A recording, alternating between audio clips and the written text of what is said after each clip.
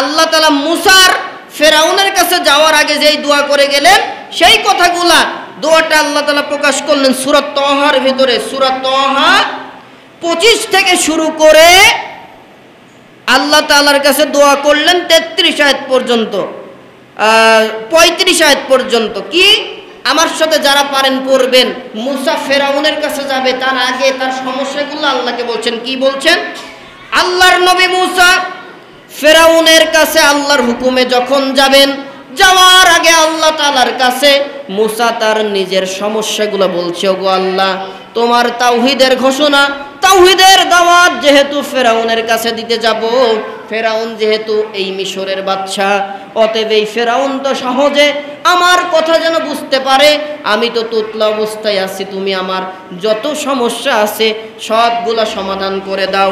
আল্লাহ তাআলা নবীকে শোনাচ্ছেন, ওগো নবীজি, মুসা যখন তাওহীদের দাওয়াত নিয়ে বিশ্বের সেরা কাফেরের কাছে গেল, কি বলে আল্লাহর সাহায্য নিল দেখেন। আল্লাহ তাআলা সূরা তাহার 25 নম্বর আয়াতে কারিমার ভেতরে বলেন, ক্বালা রব্বিশরাহ লি সদরি, সে বলল, হে আমার রব, তুমি আমার জন্য আমার বক্ষকে, বুকটাকে প্রশস্ত করে দাও। সুবহানাল্লাহ। ওয়ায়াসসির লি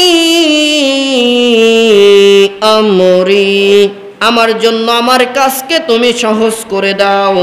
ওয়াহলুল উকদাতাম মিন লিসানি, আমার জিহ্বার সব জড়তা তথা আমি তোতলা অবস্থায় আছি, কথা বলতে বেঁধে যাই, এই জড়তা থেকে তুমি আমার পরিত্রাণ দান করো। সুবহানাল্লাহ বলেন। ইয়াফকাহু কওলি, যাতে করে ওরা মানে কারা?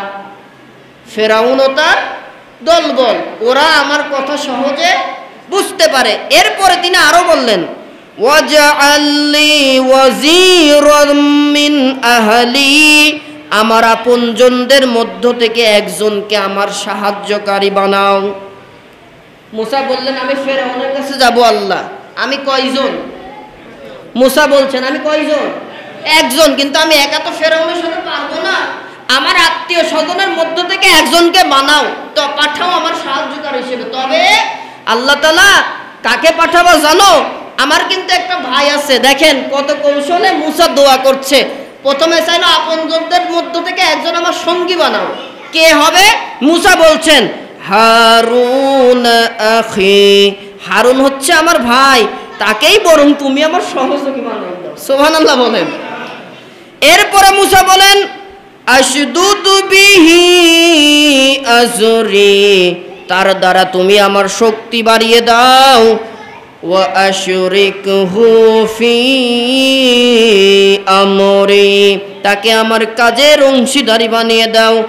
কাইনুসাব্বিহাকা কাসীরা, যাতে করে আমরা তোমার অনেক পবিত্রতা ও মহিমা ঘোষণা করতে পারি। ওয়া নাযকুরাকা কাসীরা, তোমাকে বেশি বেশি স্মরণ করতে পারি। ইন্নাকা কুনতা বিনা বাসীর, নিশ্চয়ই তুমি আমাদের কার্যক্রমের সম্যক স্রষ্টা। সুবহানাল্লাহ। মুসা আলাইহিস সালাম এই দোয়া করলেন, আল্লাহ রাব্বুল আলামিন মুসার সব দোয়া কবুল করে নিলেন। জি, আপনারা খুশি হননি নাকি? মুসা আলাইহিস সালাম এই যত দোয়া করলেন 10টা আয়াতে কারিমায় আল্লাহ সব কবুল করে নিলেন। আর একটু জোরে সুবহানাল্লাহ। এইবার মুসা তার ভাই হারুন তিনিও নবী হয়ে গেলেন। সুবহানাল্লাহ বানান। নবীর সাথে করে নিয়ে ফেরাউনের দরবারে গেলেন, ফেরাউনকে দাওয়াত দিলেন। অনেক ঘটনা। ফেরাউন মারতে তাড়লো মুসা আর তার 12টা গোত্রের ইমানদার জাতিদেরকে নিয়ে ফেরাউনের কবল থেকে বাঁচার জন্য পলানো শুরু করলো। পলাতে নীল নদের দরিয়ায় চলে আসলো। নীল নদের দরিয়াতে আসতে দেরি, সামনে সমুদ্র, পেছনে ফেরাউন ও তার সৈন্য। আল্লাহ তাআলার কাছে মুসা আলাইহিস সালাম আল্লাহর কাছে মনে মনে বলে, আল্লাহ কি বিপদে পড়লাম। মুসার উম্মতেরা তো ইহুদি জাতি, এই ইহুদি জাতি আগাগোড়া নবীর সাথে বেয়াদবি করে গেছে। যখন দেখে মুসার উম্মতেরা যখন দেখলো পেছনে ফেরাউন আর তার সৈন্যরা, আর সামনে আছেন নীলনদ, কোথায় যাব? কিছু সাধারণ উম্মতেরা বলে, ওগো মুসা, এই জানি, এই জন্যই তো আমরা ঈমান আনতে চাই নাই তোমার প্রতি। ঈমান আনার কারণে দেখো, হয় পেছনে ফেরাউনের সৈন্যদের হাতে মরা লাগবে, না হয় নীল নদে ঝাঁপ দেওয়া লাগবে। কি বিপদে পড়লাম। কথাটা কে বলছে ভাই? ফেরাউনের মুসার উম্মতেরা, ইহুদি জাতি যারা, এরা তো আল্লাহর জান্নাতের খাবার পাইছে, আগাগোড়া আল্লাহর নিয়ামত পায়, নিয়ামতের নাশুকরি করে চলে। আজকেও আমরা দেখতে পাই ফিলিস্তিন একটা রাষ্ট্র, যেখানে অনেক নবী আলাইহিস সালাম আল্লাহ পাঠালেন। ইসরায়েলের ইহুদি জাতি, তাদের কোনো জায়গা ছিল না। এই জাতিকে আমেরিকা এনে ফিলিস্তিনের এক জায়গায় বসাই দিল রিফিউজি হিসাবে। রিফিউজি বোঝেন তো? যুদ্ধের সময় আমাদের দেশেও কিছু ইন্ডিয়ান আছে, আবার আমাদের দেশের কিছু মানুষও ইন্ডিয়ায় আছে। এরা কি দেশীয় না রিফিউজি? রিফিউজি। তাদের একটা আলাদা কলোনি থাকে। ঠিক তেমন আমেরিকা আজ প্রায় অনেক বছর আগে ইসরায়েলের এই মানুষগুলাকে ওখানে বসাই দিল। রিফিউজি হয়ে ঢুকে তারা এখন ফিলিস্তিন চায়, ইসরায়েল নামে রাষ্ট্র চায়, সব তাদের দিয়ে দিতে চায়। ফিলিস্তিন আল্লাহ তাআলার যেই কাবা ছিল বাইতুল আকসা, সেটাকেও তারা দখল করতে চায়। আমরা এর থেকে বুঝি, মুসার সাথে যেহেতু ইহুদি জাতিরা বেয়াদবি করতে ছাড়েনি, এখন তো মুসা নাই, অতএব ইসলামের জন্য, ইসলামকে শেষ করার জন্য এই ইহুদি জাতি সকল প্রকার ষড়যন্ত্র বাস্তবায়ন করে। তাদের যত কাজ, তাদের হত্যা, সব কিছু টার্গেট মুসলিম নিধন করা। আমরা এখনো দেখি এই রিফিউজি জাতি যারা হয়, তারাই কিন্তু মানুষকে বেশি ক্ষতির ভেতরে ফেলে দেয়। হযরত মুসা আলাইহিস সালাম বললেন, দেখো জাতির লোকেরা, হতাশ হয়ো না, যেই আল্লাহর হুকুমে আমরা পার হচ্ছি সেই আল্লাহ আমাদেরকে বাঁচাই দেবে। সুবহানাল্লাহ। অর্থাৎ ইমানদারেরা কখনো হতাশ হবে না। ওয়ালা তাহিনু ওয়ালা তাহজানু ওয়া আনতুমুল আলাউনা ইন কুনতুম মুমিনিন। সুবহানাল্লাহ বলেন।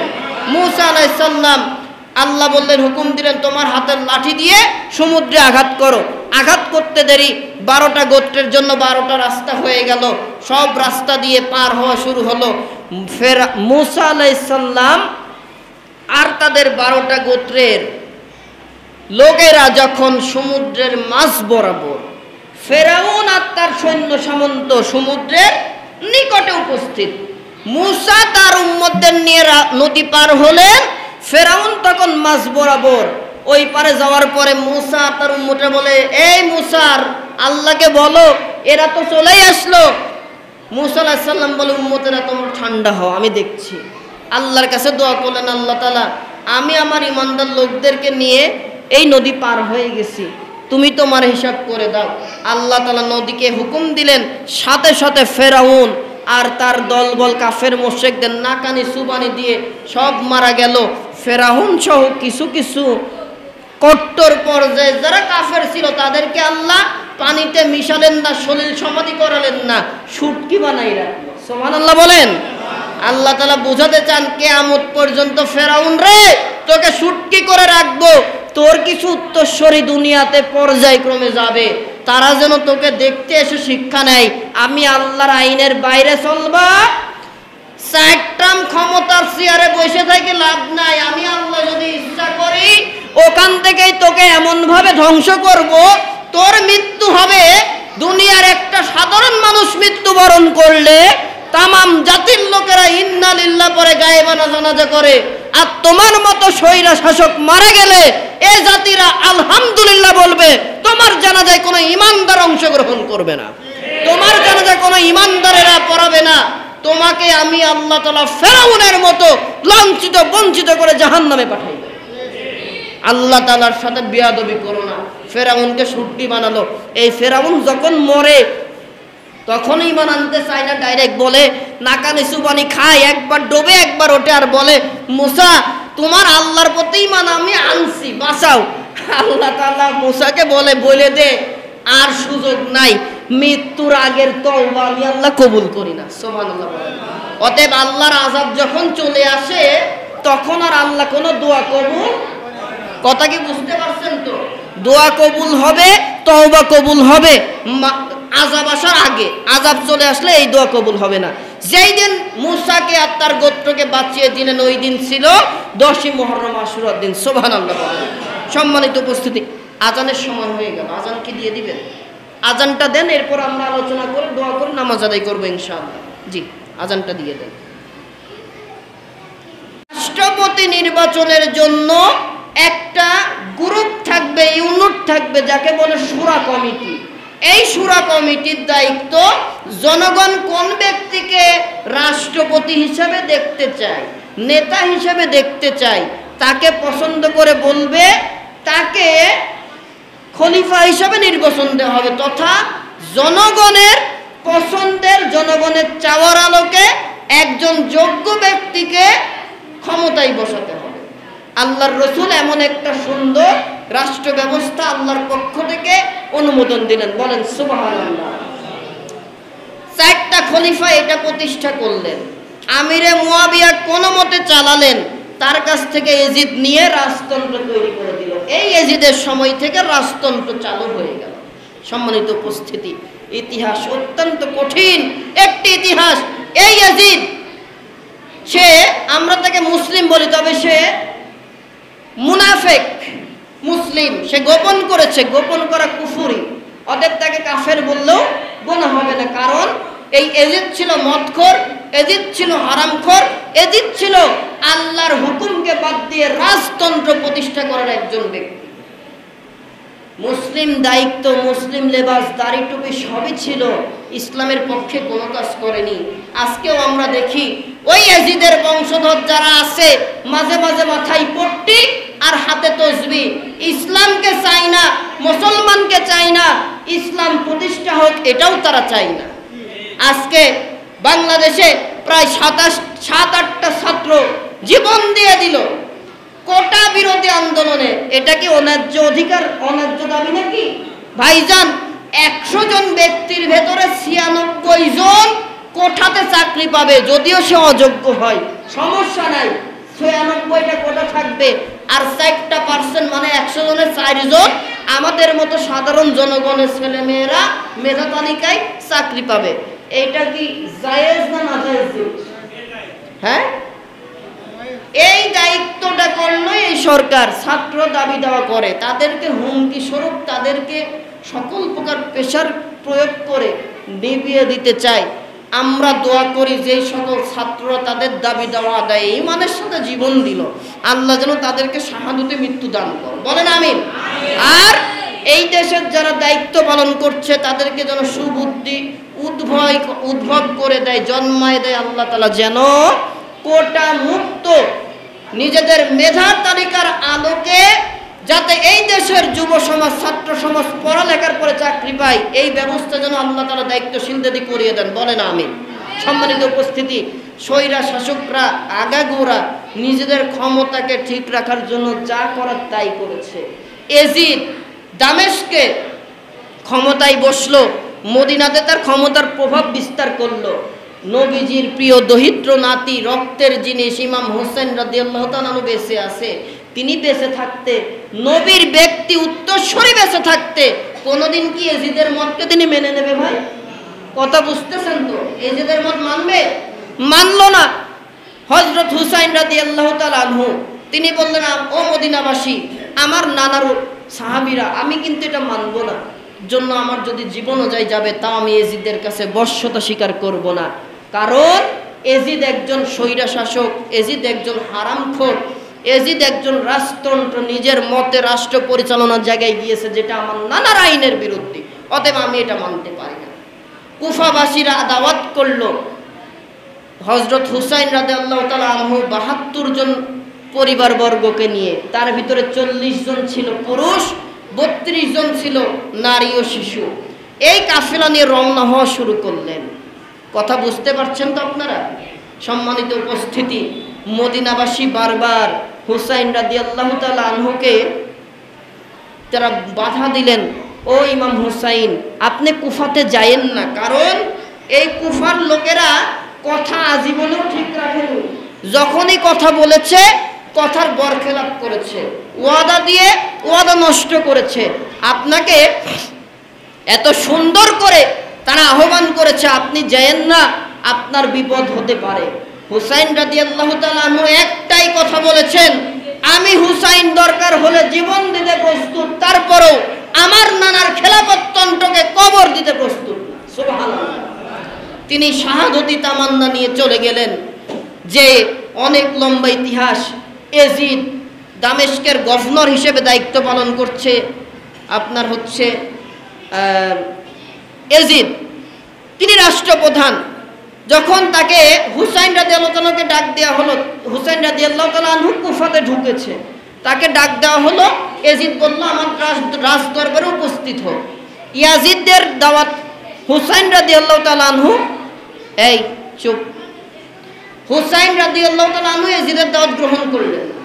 তিনি বললেন আমি এজিদের বর্ষতা শিকারের জন্য আসি নাই, আমি এসেছি এজিদকে তার দায়িত্ব বুঝিয়ে দেওয়ার জন্য। তথা দিয়ে যেভাবে ক্ষমতা পরিচালনা করছে জনগণ তাকে চাই না, ওদের তার চেয়ারে বসে থাকার যোগ্যতা নাই, জনগণ যাকে চাবে সেই চেয়ারে বসবে। এজিদের দাওয়াত হুসাইন ডিনাই করলো, ফিরিয়ে দিল। সাথে সাথে এজিদ তার সৈন্য সামন্ত পাঠিয়ে দিল ফোরাতের প্রান্তরে। আপনার হুসাইন রাদিয়াল্লাহু তাআলা আনহুর সাথে যুদ্ধ শুরু হয়ে গেল। অনেক লম্বা ঘটনা, আমি সংক্ষেপ করছি। এই গ্যাদারিংগুলো আমার জন্য কষ্ট দিচ্ছে, কারণ এই ঘটনাটা অত্যন্ত ইখতিলাফি, বিতর্কিত একটি ঘটনা। অনেকে অনেক রকমভাবে বর্ণনা করে থাকেন, তবে যেটা গ্রহণযোগ্যতা বেশি আমি সেটাই বলার চেষ্টা করছি। এজিদের সৈন্য সামন্ত হুসাইন রাদিয়াল্লাহু তাআলা পরিবর্গের সাথে প্রায় কয়েক হাজার সৈন্য পাঠালো ৭২ জন ব্যক্তির জন্য। ৭২ জন ব্যক্তির সাথে কি কয়েক হাজার সৈন্য দরকার আছে? ওরা যদি একটা প্যারেড করে তাহলেই তো ৭২ জন শেষ হয়ে যায়। কিন্তু ইমানের বলে তারা গিয়েছেন। যুদ্ধের এক পর্যায়ে যত পুরুষ ছিল, যত মানে নারী ছিল, প্রত্যেকে শহীদ হয়ে গেল। হুসাইন রাদিয়াল্লাহু তাআলা আনহু কোলের শিশু, ছোট্ট কোলের শিশুটা, তার স্ত্রী বলে ও হুসাইন, আমার এই শিশুটা আলী আসগার বেশ কয়েকদিন ধরে দুধ তো নাই, খাবার নাই, শেষ হয়ে গেছে, পানিও পাচ্ছে না। আপনি একটু এজিদের সৈন্যদের কাছে বলেন, আমাদের সাথে তাদের শত্রুতা থাকতে পারে, ছোট বাচ্চা তো কোনো দোষ করে নাই, ওকে যেন একটু পানি দেয়। হুসাইন রাদিয়াল্লাহু তাআলা আনহু ৯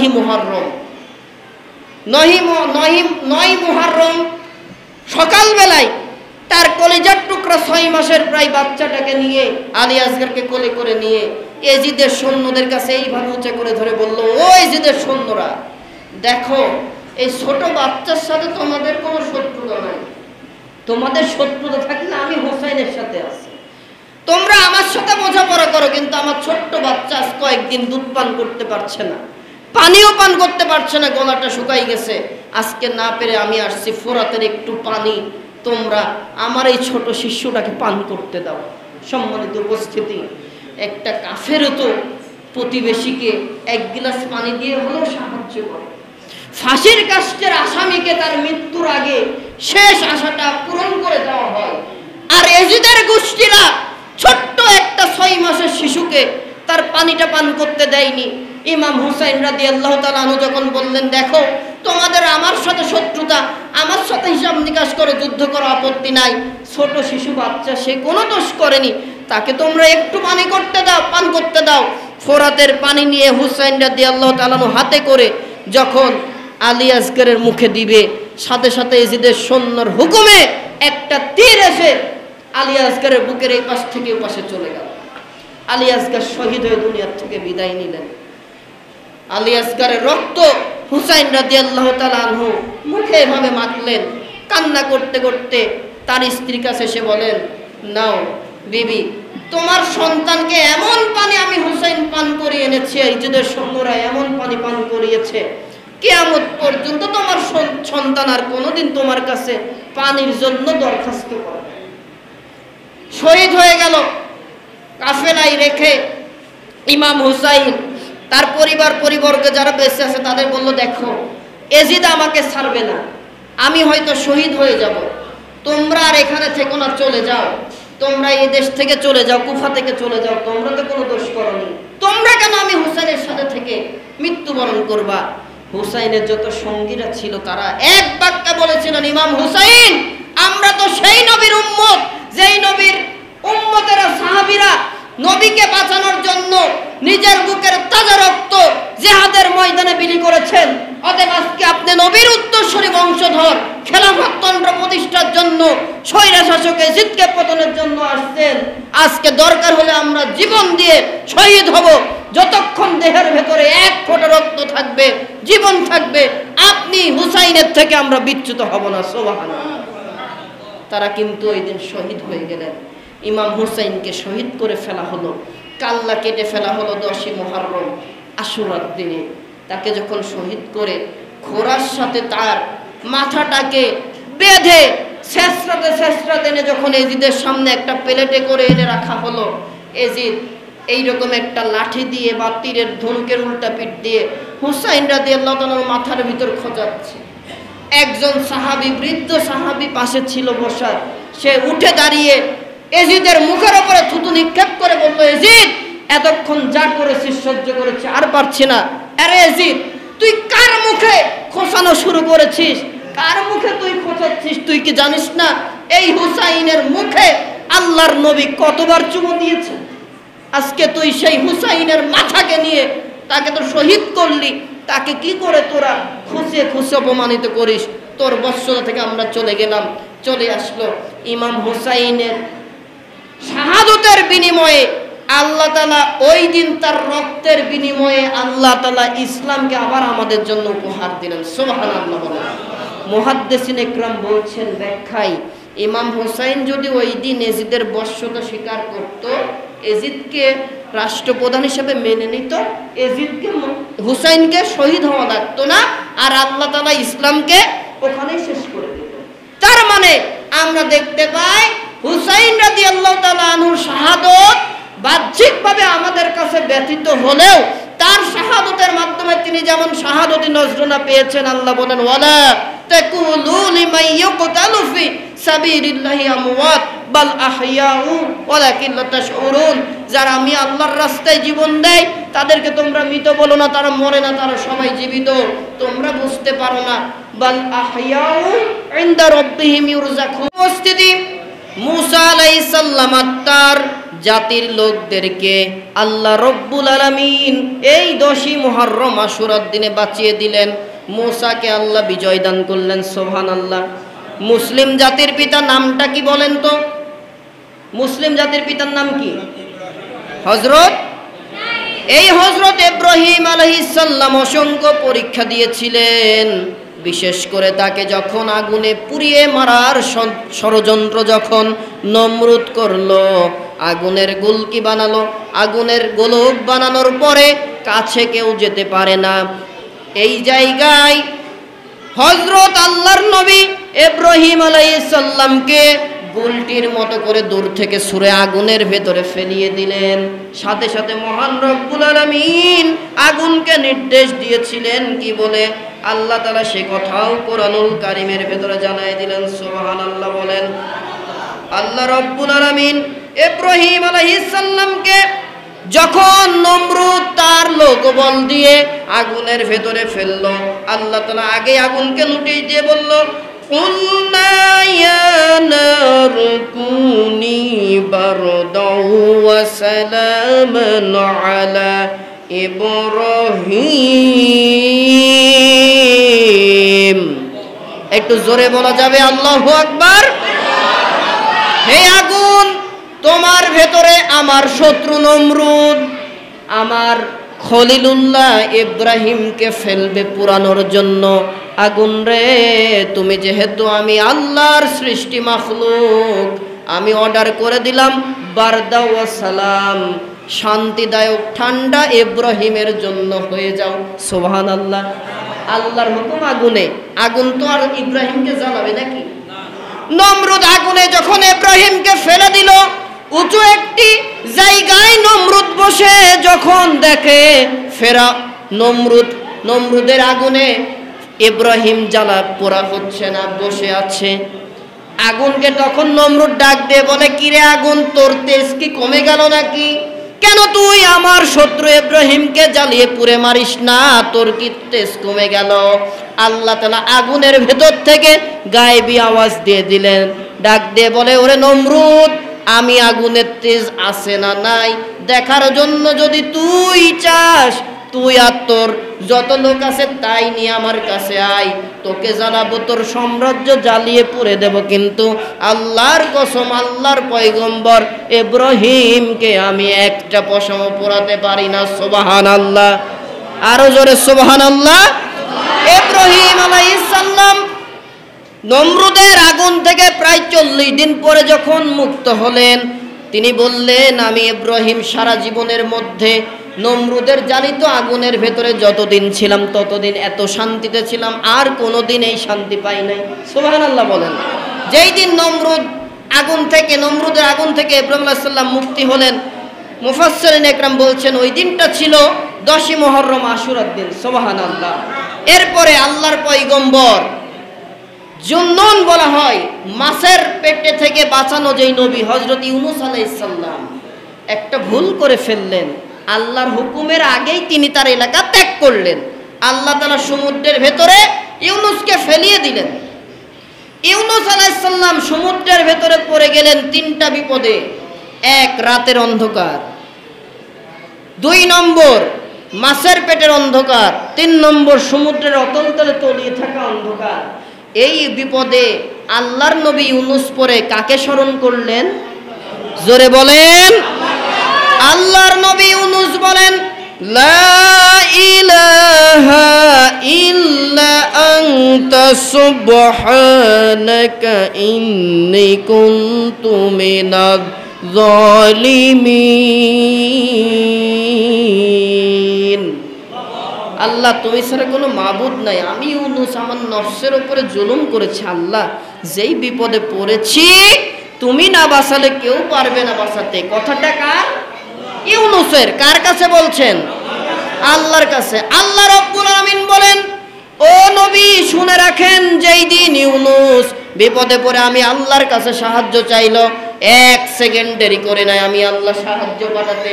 সাথে সাথে আমি আল্লাহ রব্বুল আলামিন মাছের পেটে নোটিশ করেছি, মাছ সব খাবার হজম করে ফেলে।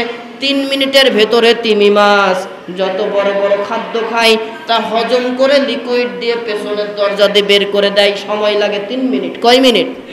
কিন্তু প্রায় 40 দিন আমার পয়গম্বর ইউনূসকে মাছের পেটে রেখেছি, সুযত্নে রেখেছি।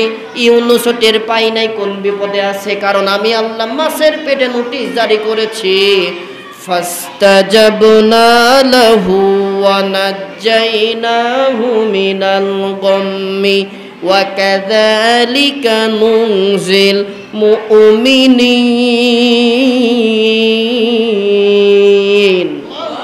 কিয়ামত পর্যন্ত আমার যত ইমানদার বান্দা বান্দি যতই বিপদে পড়ুক না কেন, একটিবার আমি আল্লাহর কাছে চাইবে, আল্লাহর উপরে তাওয়াক্কুল করবে, যে ইউনূসকে 40 দিন পরে নতুন জীবন আমি আল্লাহ দান করেছিলাম।